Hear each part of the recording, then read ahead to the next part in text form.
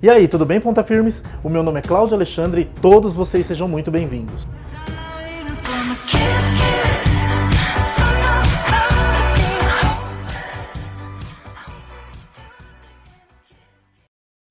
Vocês certamente já ouviram falar, assistiram filmes, desenhos e séries sobre algum desses seres famosos considerados pelas religiões atuais como deuses pagãos da antiguidade. E talvez por isso você pode até não acreditar na existência dessas divindades. Mas lembrem-se, nações inteiras adoraram esses deuses e eles, existindo ou não, fizeram parte da constituição e da cultura de civilizações inteiras. Então eu não estou aqui para julgar ou sentenciar o que existe ou não, somente para trazer para vocês a história bem resumida por trás da origem de algum desses seres incríveis. Nessa série de 3 capítulos, nós vamos aprender um pouco sobre os maiores deuses do nosso planeta. Se são mitológicos ou não, depende muito de quem os cultua.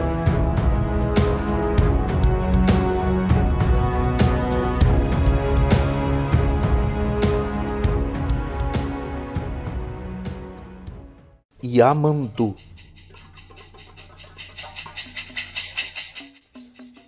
Na mitologia dos deuses brasileiros, temos os deuses Tupi-Guarani, mais precisamente Yamandu, um deus onipotente e onipresente que se assemelha à vastidão do próprio universo em si. Como aconteceu a criação do nosso mundo de acordo com a crença do povo Tupi-Guarani? No início de tudo, quando tudo ainda era nada e não havia nem mesmo o tempo, vivia Yamandu. Esse deus primordial é o ancestral dos ancestrais, conhecido como silêncio que tudo ilumina. Um belo dia, Yamandu quis conhecer a própria dimensão. Yamandu se recolheu dentro de si mesmo e viu que era vasto. Então, assim, para que ele conhecesse toda a sua dimensão, ele se transformou em uma grande coruja primordial. Essa coruja era tão rápida e bela quanto qualquer outra coisa. A coruja Yamandu passeou por dentro da grande noite celestial e mais uma vez se viu o quanto ele mesmo era vasto.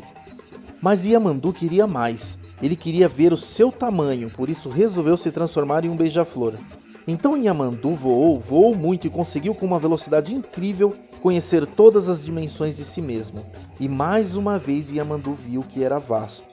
Não satisfeito, Yamandu se transformou em um gavião real e voou até os seus limites. Essa última experiência fez Yamandu pensar que precisava criar mundos para toda essa imensidão. Foi então que ele começou a cantar e as estrelas começaram a surgir. Ele cantou por eras e eras seguidas, até que todos os mundos estavam criados. Foi aí então que Yamandu se recolheu para dentro de si e se transformou no grande sol. Depois, nos ventos solares dessa estrela, nasceu Tupã, o deus primordial do nosso mundo. Tupã tinha nascido do próprio coração de Yamandu e o ajudou a acabar de criar os mundos. Mas faltava uma coisa para Tupã. Um dia ele sonhou com a Mãe Terra e resolveu criar do seu próprio pensamento o Petenguá. Para quem não sabe, o Petenguá é uma espécie de cachimbo sagrado com poderes místicos. Ao soprar o Petenguá, também soprou o espírito da Mãe Terra que viajou no espaço em forma de serpente prateada e luminosa. Até que ela escolheu um lugar e ali se estabeleceu, transformando-se em uma imensa tartaruga. E cansada de tanto vagar pela imensidão do universo, ela ali mesmo adormeceu. Algum tempo depois, Tupã foi seguindo o rastro da Mãe Terra até encontrar o lugar onde ela tinha adormecido. Tupã voou até o gigantesco casco da tartaruga, e pousando nele, ele começou a desenhar as montanhas, os vales, as cachoeiras e os rios, e todos começaram a surgir.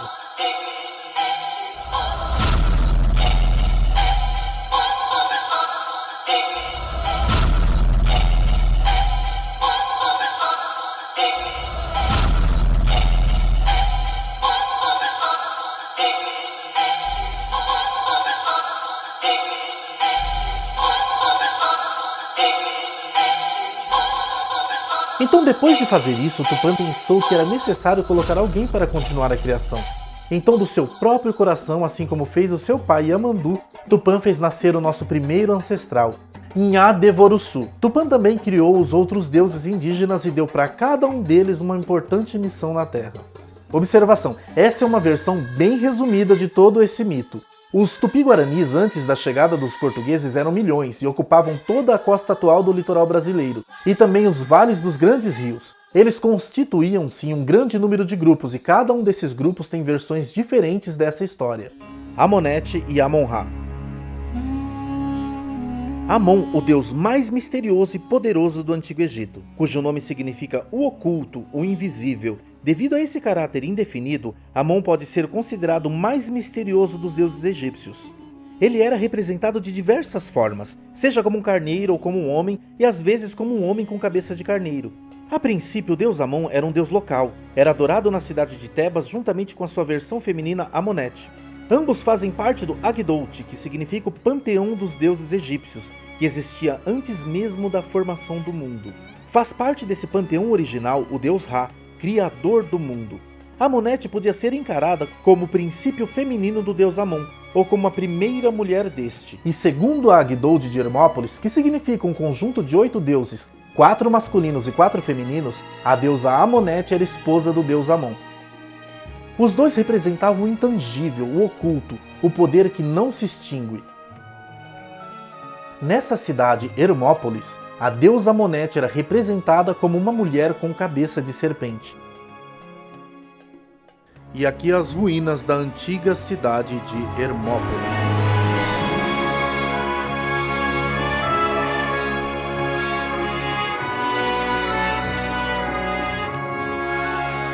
Já na cidade de Tebas, ela era representada como uma mulher com uma coroa vermelha do Baixo Egito. Essa deusa tinha um importante papel nas cerimônias de intronização do faraó e nas festas Rebset, celebradas após 30 anos de reinado, sendo por vezes acompanhada do deus Min. Então assim, a deusa Amonete, segundo os mitos, seria a parte feminina do deus Amon, que em alguns momentos foi considerado o deus supremo do Antigo Egito. E não se tem certeza se em algum momento ela foi considerada uma deusa independente ou o próprio Amon, considerado o deus mais misterioso do Antigo Egito. Amon não parece ser muita coisa, mas em algum momento da história Amon deixou de ser somente um deus de adoração local para tornar-se um deus associado à raça e formando assim Amon-Ra, o deus mais poderoso do Antigo Egito e o protetor da cidade de Tebas.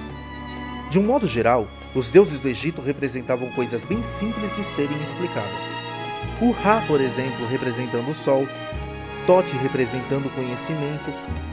Mas com Amon isso certamente seria um pouco mais complicado, pois o seu nome significa o oculto, aquilo que não pode ser visto, medido ou sequer tocado.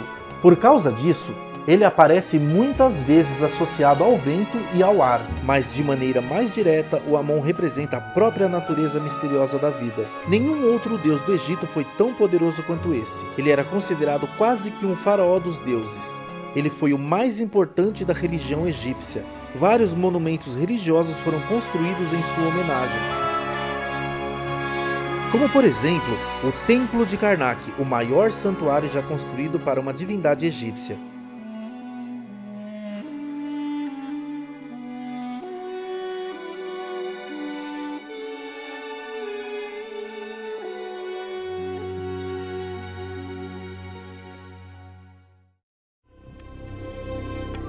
Ra ou Het. Provavelmente por causa da importância da luz do sol para a produção de alimentos, surgiu nos primórdios do Antigo Egito Ra, o deus supremo do sol e também o deus central desse panteão. Além disso, ele também era um ser primordial. Ele era criador dos deuses e da própria ordem divina junto com a deusa Het, que nada mais era do que a sua própria versão feminina. Ele deu origem a outros deuses como Shu e a Tefnut, Nut e Geb, que depois trariam para o mundo Osíris, Néftis, Ísis e o deus Sete, que é o deus do caos e da destruição. Vários outros deuses foram associados ao deus Ra, como por exemplo, o Horus, o Sobek, que surgiu como Sobek-Ra, ou Amon, que também surgiu como Amon-Ra, e o Khnum, que também se tornou Khnum-Ra. Segundo o mito da criação, as coisas foram surgindo conforme Ra falava o nome, e no fim de tudo isso ele estava tão estafado, mas tão cansado que em desespero ele começou a chorar, e de suas lágrimas surgiram os seres humanos. Olorum ou Olodumare. Olorum é uma palavra de origem africana, e no ritual religioso do candomblé significa Deus dos deuses ou Deus maior. Olodumaré não representa um orixá, mas o Deus criador do universo segundo a mitologia iorubá e também em outras religiões africanas. Ele é o dono e o criador de Orun, que seria o céu e a terra. Ele é um deus onipotente, já que nesta mitologia ele criou a tudo e a todos. Apesar de ele poder criar o mundo e governá-lo sozinho, ele resolveu dividir isso com as suas criações mais importantes, as deidades conhecidas como orixás. Como por exemplo, Obatalá, o rei do pano branco na mitologia Yorubá, é o criador dos humanos e foi a primeira divindade criada por Olodumare.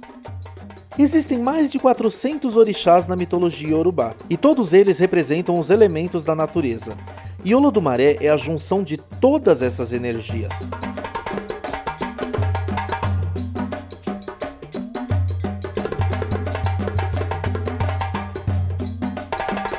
Essas divindades do panteão africano Yorubá dividem-se em dois grupos, os aborós, ou orixás masculinos, e as iabás, ou orixás femininas. Todos eles foram enviados por Olodumare para a criação do mundo e após isso também foram incumbidos de ensinar a auxiliar a humanidade a viver neste planeta. Quase todos encarnaram como humanos e tiveram vida terrena, mas já existiam anteriormente no céu, e outros eram humanos que se tornaram orixás pelos seus feitos extraordinários e sabedoria durante a sua vida, ou porque teriam nascido com poderes sobrenaturais e podiam controlar a natureza, como raios, chuvas, rios, fogo, vento, árvores, minérios e o controle dos ofícios das condições humanas, como agricultura, pesca, metalurgia, guerra, maternidade e saúde. Os orixás não são deuses, portanto as religiões de matrizes africanas que cultuam os orixás são monoteístas.